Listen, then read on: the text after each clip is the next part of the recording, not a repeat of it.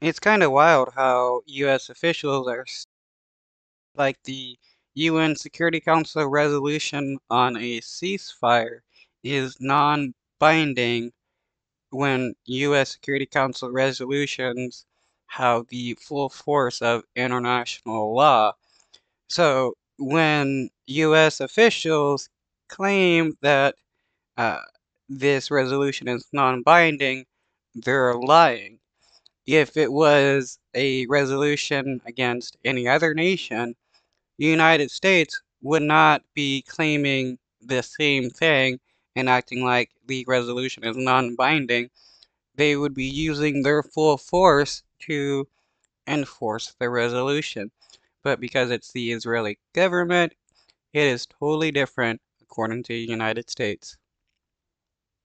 On the delegation issue, I heard messaging from the administration earlier this week explaining, that the U.S. abstaining from that UN vote and allowing it to go through didn't really matter because it was a non-binding resolution. But if it doesn't.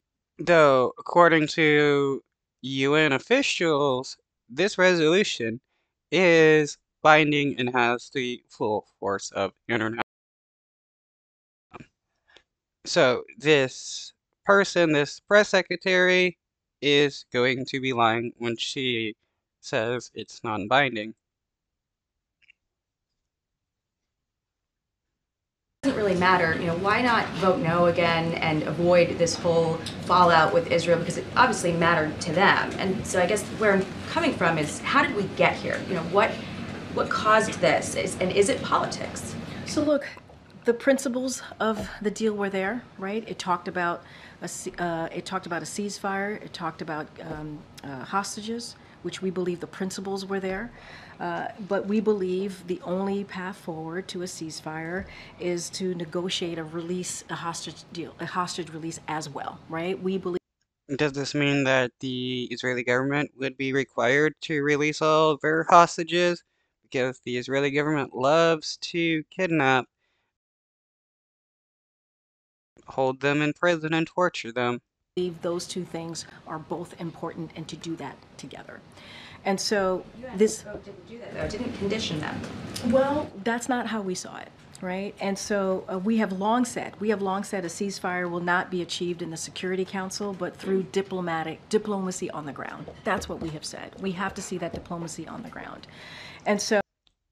But when it comes to any other nation, the United States is fine with using the UN Security Council to pass resolutions. The United States can do something against them. So the resolution, as I've stated, as you just stated in your question, is non-binding and does not create new obligations under the international law, such as. Which is a lie, because UN Security Council resolutions are legally binding. That is one thing that the Security Council has the ability to do, to create legally binding resolutions that have the full force of international law. As what the council does when it imposes obligatory sanctions, but nevertheless, that shouldn't matter. Even though the resolution lacks the binding provision, all Security Council resolutions carry great weight and should be implemented. In this case, however, it is irrelevant whether the resolution imposes any new legal objections, as the text demands exactly what the United States has long been pushing. We want both a hostage deal and a ceasefire, making sure that humanitarian aid gets in, and that's what we want to see. That's why It is wild how the Biden administration is trying to pretend like they're doing good things here, supporting by the Israeli government, defending them in all measures as much as they can, while trying to claim that they're trying to help Palestinians not be genocided by U.S. allies. believe the principles were right, but we didn't feel like it did exactly where we stand on our policy. It wasn't nothing. The U.S. has blocked previous votes from going through that looked exactly like this. So what caused the shift? And what is the president's reason for allowing this to go through? It is a change. No, it is not. The difference is that the Biden administration is realizing that Biden is losing support amongst left wingers because there's a lot of them that don't support uh, the genocide of Palestinians. Some of them being Palestinian Americans, some of them being Muslim Americans, and some of them just being, you know, just people not in support of a genocide. I mean, it's wild how Biden is against the genocide of Ukraine and the people living there by uh, Russia, because Russia is trying to genocide Ukraine, but he doesn't support protecting Palestinians against the genocide by the Israeli government. He supports Israel murdering brown people in Palestine. Why is that? Is it because they're brown people? It is not a policy change. We've been very clear. We disagree. We've been very clear that in order to get a hostage deal that would lead to a ceasefire, we also got to get that humanitarian aid. We believe it is all connected in that way. And so that is where we stood. I mean, the Biden administration is nothing but liars. Biden has proven once again that a lot of these Democrats are nothing but liars. They're nothing but right wingers who pretend to be Democrats. It's just like Obama. He pretended to be all about the little people and stuff, and then what did he do? Commenced an extreme amount of drone strikes on innocent brown people in other nations. Supported the rich. Didn't care about when, poor black people were being abused by the cops and stuff. There is a lot of these Democrats that pretend to be about the little people, but they're not.